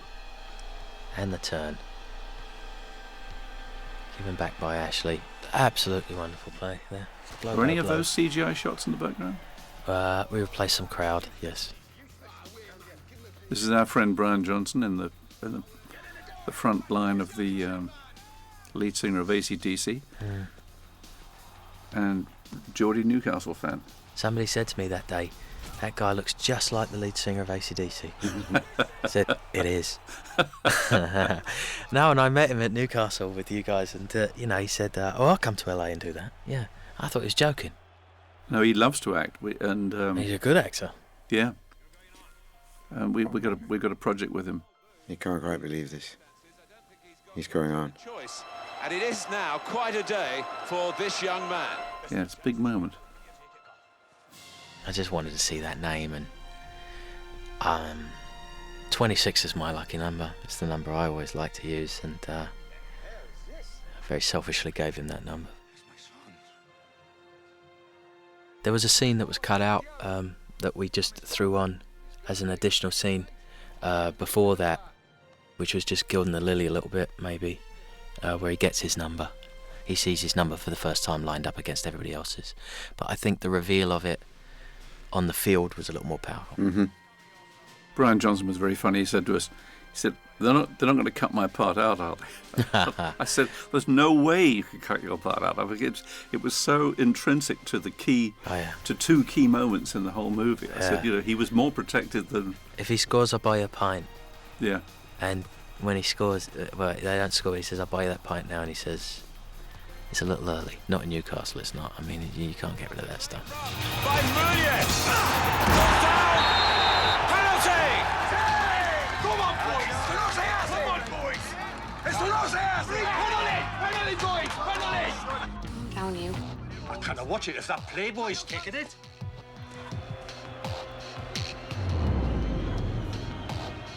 This was agony to shoot. This is where the groundskeeper wanted to throw us off at Fulham, because he said, I've just seen your guy take a penalty 10 times. If he can't get it right the first time, I don't know what the hell you're doing here.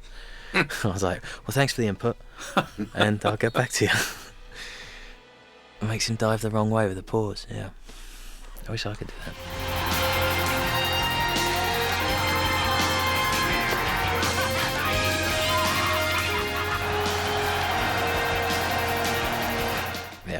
Marcel keeping it real.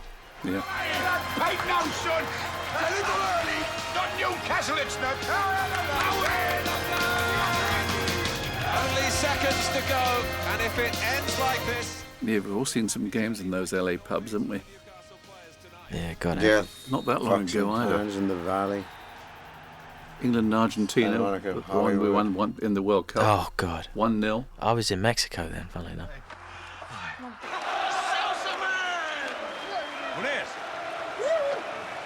Beautiful, I know, beautiful. Because this is all about every time you think he takes a step forward, it's just reminding him that Yeah.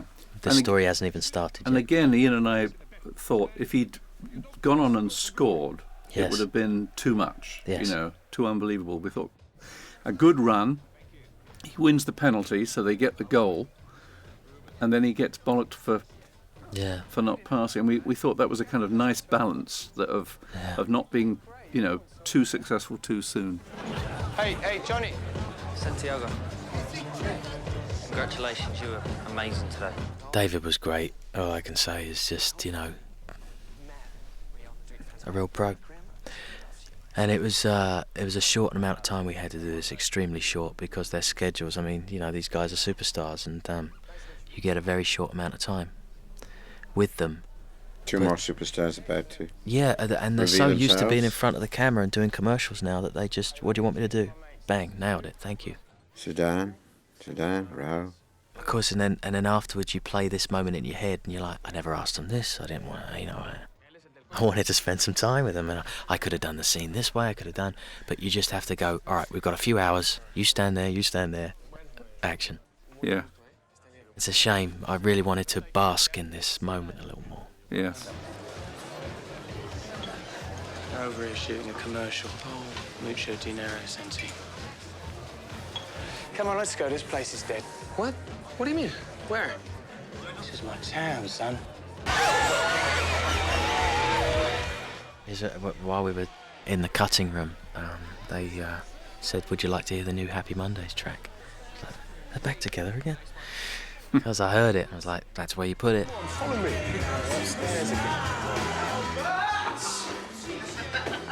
Little addition was the line, that's not the party, this was the party, it was just us on the day. Fill your boots, son. It's your birthday. Shame on us. That must have been a tough casting session there. Yeah, I didn't get to cast them, that's that kind of thing the ADs do, just, you know, you know, you just keep your fingers crossed, we all have the same tastes. But, yeah, someone's got to do it. But there you go again, you know, just before you get lost in the shallowness of it all, you're reminded that somebody's feelings are hurt. Mm-hmm.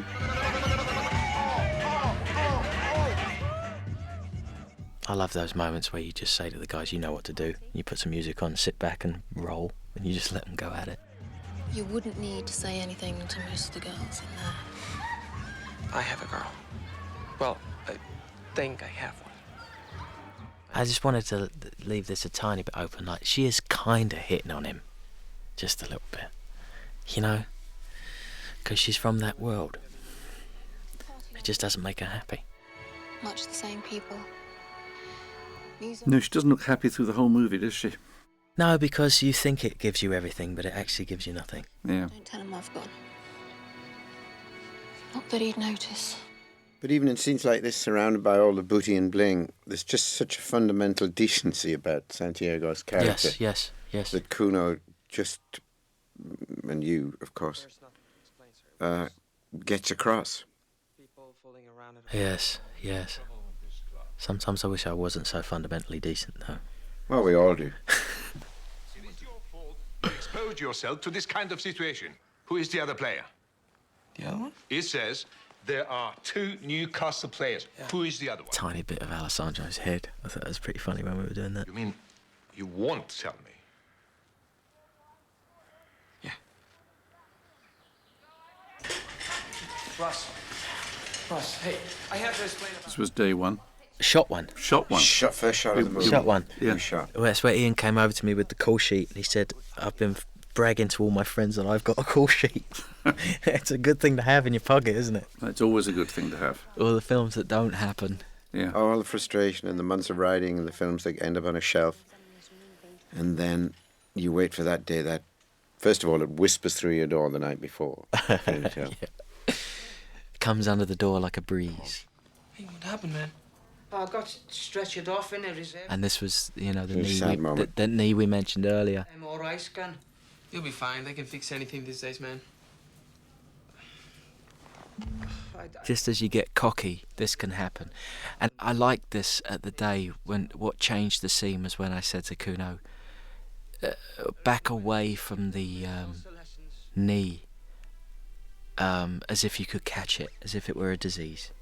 Yes. And really, that's interesting because it changes the scene a little. Players, when there's a seriously injured player, among other players on training grounds or going through physio, the other players, they're uncomfortable. They are uncomfortable around injury. With the reminder of it. You think you can catch it, and I just really like that. It just makes them feel very vulnerable, and because they don't like that. They're invincible till moments like Jamie that. looks at him and he knows that he's just showed him something ugly, and he knows his friend is backing away from it now, and he knows he's untouchable. That was me playing that video game, just want you to know. I scored that goal. And a little foreshadowing again, I tried to score the same goal that Kuno would score at the end. Oh, really? Just a little of those. Not many people notice that. I know. Well, you know, you're not supposed to. I'm not supposed to talk about it, am I? I'm supposed to be more interested in that. You're screwing up your life, man. That's how you lost Christina. She'll be back. No, she won't. You know why? We had a lot of debate about how to write this, didn't we? Yeah. And Alessandro had a good take on it too, that he should say less. It shouldn't be an exchange. Yes, we wrote several lines, Alessandro, and he thought his silence was more eloquent. It's good because I agreed with him, because you don't know what he's going to say at the end, and it would be very easy for somebody to turn around and say, "You're right, thanks a lot, you know, I needed the lesson." It's a lot easier to turn around to somebody and say, "Shut up and get out." They don't want to hear it. The last thing somebody who's feeling insecure and shallow at any point wants is a mirror held up in front of his face.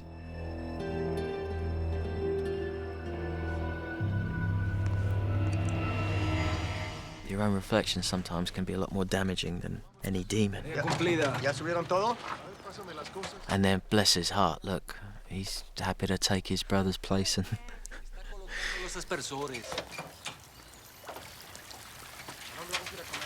This was just something I wanted to do, just like a foreshadowing again of just like the whole, like a... This is the equivalent of your rumble of thunder, Danny. Yes, it's blood running down the It's blood running down there. God, I'm so predictable. This was shot not far from where we live, although we should add that this house is worth several $1 million more than the ones that we have. Yeah. But it was pretty close. I think one of the closest locations that we've ever known, wasn't it? Pass this location twice a day often.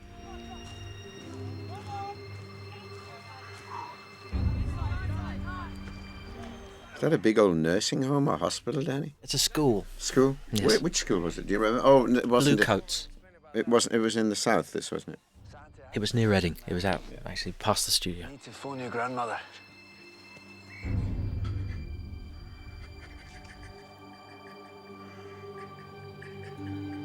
The choices you make with a scene like this are interesting, you know, to stay away. To stay away. Yeah, it's none of my business. It's none of the audience's business, really. I mean, it's just like, yeah, I just wanted to, you know, what do you do when somebody finds out? Look at the way he throws this line away when he says, "How bad is it?" Yeah. I mean, it's really, you know, no nonsense, no frills. It's dead. Yeah. And it's, again, it's very real. No, absolutely. It's not unsympathetic, but it's... He would say anything else you want. I was like, can you look at it when you do that? And he'd kind of just do that We shrug, made a like, yeah, if definite choice. We didn't signal the death of the father in any way. I mean, you know, normally there's shots in movies where somebody suddenly puts their hand over their heart and says, "Oh, it's all right, I need my pill." And we didn't do any of that, so that in fact the death of the father was designed to come as a complete surprise and shock. That's what makes them heart attacks, isn't it? Because, you know, they're sudden, sheer. Sure. But then obviously it's the final glitch. It's a huge glitch in what happens to Santiago's story, you know. And now he's going to go home, and it's all over. So it's again, it's the ultimate problem that he has to face and overcome. Absolutely. I mean, for so long in the film, it's been the weight on his shoulders has been the father, and to take that weight off, can you still stand the same way? Yes. And I think he has a massive choice to make in that airport now. Is it all over because you go back for your father? Does he still have power over you in that way? And that's the great scene that Ian pitched me on the phone, actually, when you guys were talking about it. I was already in England when that scene came up, I think. Which is the eventual rationale that he makes, the decision he comes to his own mind, which we haven't reached yet. This wasn't a real airport, or neither was the lobby of it. It was a empty industrial building near the London airport. Amazing what you can do with some chairs and some signage. I love the way you did this, emptying the room and him waiting there till the very last moment before getting on that aeroplane. Yeah, and what we did with the sound too was helpful. Well, but at one point, you know, we talked about the fact that he'd have problems going back to America because of his illegal status. But then we said that was ducking the issue. That would be that's not what it's about. That would be an external device, whereas it's got to be his own personal decision. Absolutely. You know, mulling over, do I go back for the funeral? But he's dead anyway. I'm not going to bring him back to life. And do I give up everything that I've been fighting for? And a complete stranger, an air stewardess, helps us make it by saying, are you going to get on this plane or not? Yes. And then he comes back to explain why, and when you pitched me this, it made perfect sense straight away. So this was a fairly late rewrite, wasn't it? I mean, it was beyond the third draft, but it's a key moment. Yeah. It would have been the easiest thing in the world to get on that plane. The hardest thing is not to get on it. Yes. Because that's the way my father made me think. He took away my self-belief. He made it impossible. And it's also a moment where Santiago stands up for himself. He has not talked about himself this whole film. I mean, he kind of mentions his relationship to his father, to Roz, but he stays away from it. He gets upset, so he dodges it. And we were worried, weren't we, at one point that too many people got him out of trouble. Mm. And we thought this is a time when basically he has to take his own destiny in his own hands. Yeah, yeah. So it was a very, very pivotal moment. Well, I think in films too often people are talking about, this is why I'm feeling this, and this is why I'm feeling this. And what they're saying to the audience is, this is why you need to be feeling it. Yes. And I think you've got to resist that and allow an audience to make their own mind up about somebody. We had to keep this little scene here with the grandmother to show that he had her blessing. Totally, yeah. That she understood. I think it was a tiny little scene, but yeah. I remember we cut it and then we thought, no, we need it. Yeah. No, I had that in and out twice. We wanted to put this scene on the beach. Yes, it was just logistics. I had to get off the beach because I was going to freeze to death. You ran out of space. I did. But also, it helped to make this a tad more claustrophobic because she's challenging him, and it's very intimate. And I'll open it up in a second, you know. Yeah. Where home is anymore. Yeah, you do. It's green, and it's got a goalpost at each end. It's funny. I heard a couple of other people read that line quite seriously, and the minute Anna did her smile on that line, it made it all make sense. Yes. Now, this helicopter shot came, I was down there with the actors, and we were all hiding at that point. We had the same helicopter day, and it had been after the game had finished, and our great producer, Mark Huffam, said to me, we've still got the helicopter. And we just shared a look, and I was like, get him over here. Yes. So he flew over and took a pass while we were shooting this, and as we heard him, we'd all duck. Right. And he took a pass over. That's great. Yeah, no, and it was, again, that's a great crew having your back and looking out for you and just, always suggesting more.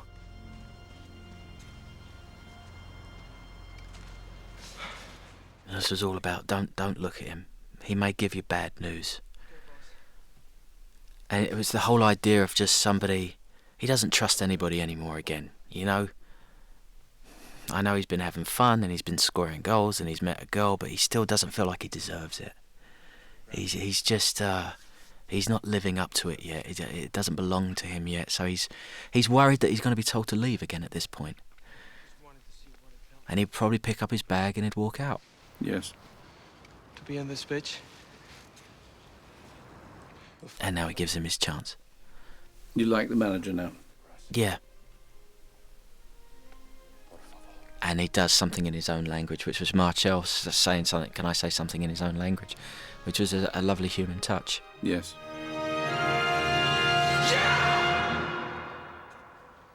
That was a great choice by Graham Revell. You know, a lot of people would have just swirled all the way over that and dominated that scene, and he just gives it a tiny little exclamation mark at the end. Just a comma or a full stop, rather than 3 exclamation marks in a row. Done! Well, I never doubted it, son. First time I saw you, I said to Phil, didn't I, Phil? That lad's got it. No, you didn't. I owe you, man. Breakfast, remember? Here. And this was Kuno's idea, to give him his money back, because we'd forgotten about it. Where? Yeah, we're meeting a couple girls at the club and then back to my gaff, yeah? La vida loca! I'm joking. Blockbuster and pizza. Hey, can we put the top up? My ass is freezing, man. Buy a coat.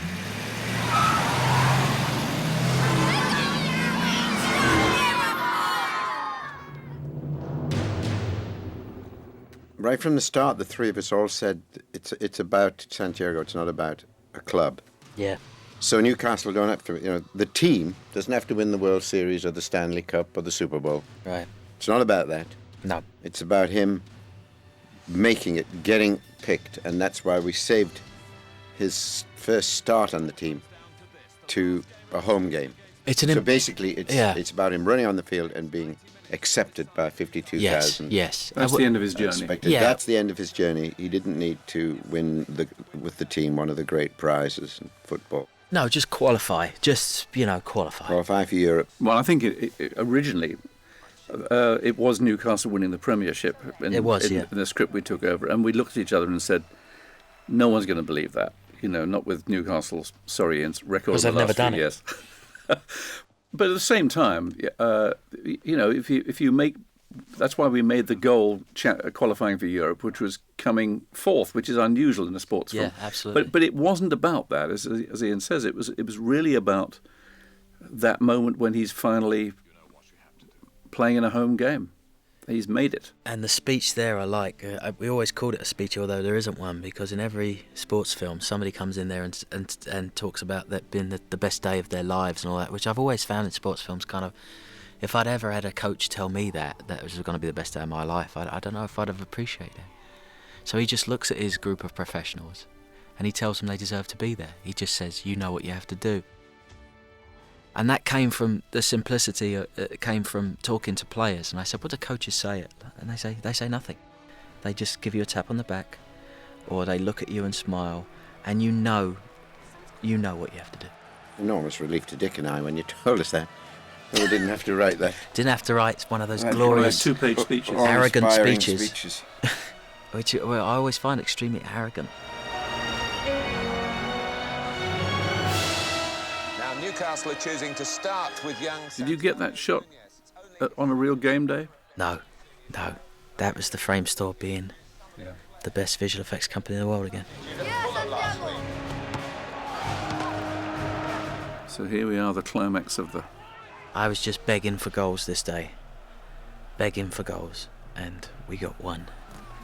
And we didn't use any of it. So integrated within this are 5 goals basically that we went back the next day or a few days later. And manufactured. And manufactured without any crowd and with lookalikes and our actors. And I don't really mention that a lot. Because I don't want people to know when we were doing that. Yes. For English fans, I think it's the shots where you suddenly get a flash of Gerrard playing or Lampard playing in the other game. You know, you see players that you recognise. Yes. You know, every week, and it gives the film a real sense of authenticity. You know, Right. I could never stand fictional teams, you know, that you'd never heard of. You know, where in the old days people used to make up teams. The fact that this is a team that we do know, and all the teams they're playing are real, makes it. The thrill of it for me, I had 6 cameras there, and we were all attached by a headset, and it was hard to hear each other because it was so deafening in the stadium. Dream start for Newcastle. The thrill of saying, you know, A camera gets the corner, you know, B camera go for the wall, C camera go for this, and just barking out like live television director. Yeah. The thrill of it, you don't feel it the day, because the pressure is like, if we miss something, you cannot repeat this, you know. So you have to be so concentrated, and your operators have to be so good, and they were excellent. My son directs these games live. Really? And, you know, it's the pressure is enormous. And the worst thing in the world is when you're doing a replay and you miss a goal. I mean, that's the ultimate. Well, you know, you don't enjoy it. Well, I certainly didn't until months later, when you go, well, that's what we did, that's what we accomplished. And like a lot of things, if you were to think about something too much before you go into it, you'd just be too scared to do anything. So you put your head down, your blinkers on, and you do it, and then months later you go, oh yeah, that was me. And I think, you know, like I said, excellent operators, an excellent AD, and great help from everybody involved. Just as you said earlier, the other thing was the amount of football was a very key decision. Yeah. Not to have too much and not to have too little. Yeah. What did we cut? You cut one? Did you cut one reserve game? No, I kept all the football. We just got it down to exactly what would tell the story and no more. Right. This was a late thought, that if Glenn's daughter takes my grandmother and the young kid to the game, to that pub, then we can she'll get them on the find phone. out. Yeah. She'll find out that her son came to see a game. Yeah. I think it was there in the second draft. I think it was the minute we finished the script, we went back over it. Yeah, it was. I know it was a late thought, and of course it's so effective. Yes. Santiago finds out. And of course it gave a very emotional moment. Yeah. At the end of the film, which had all the.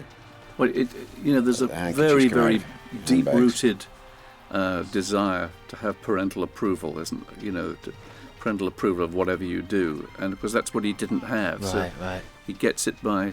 And what I did here was basically have him do the same play. We copied the same play that he did in the indoor arena, where the goalkeeper just took the ball off him at the end. But the difference here is he passed. Yes. And that's why that goal goes in, because he has learnt something about being here. And even though him and Gavin had argued, they're a good combination, basically. Yes. We should have a talk about your lad.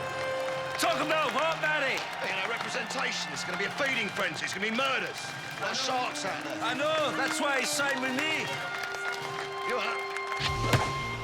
It's a great effort, this, by Newcastle. But remember, if it stays like this, it will still be Liverpool in Europe next. I have no idea what those hand signals mean, but they just look fantastic, don't they?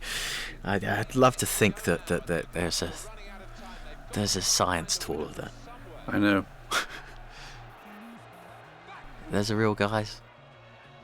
Boom song to Robert, look at that.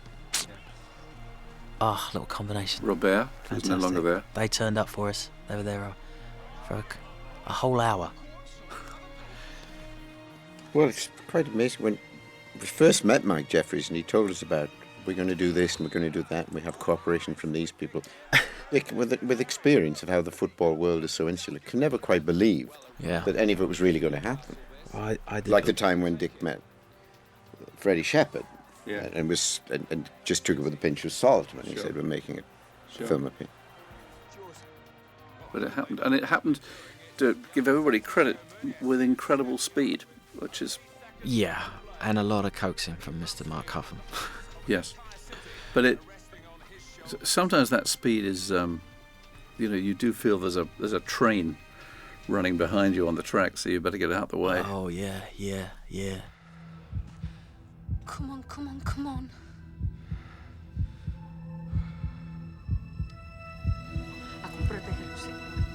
And another great moment for me was when we did the music.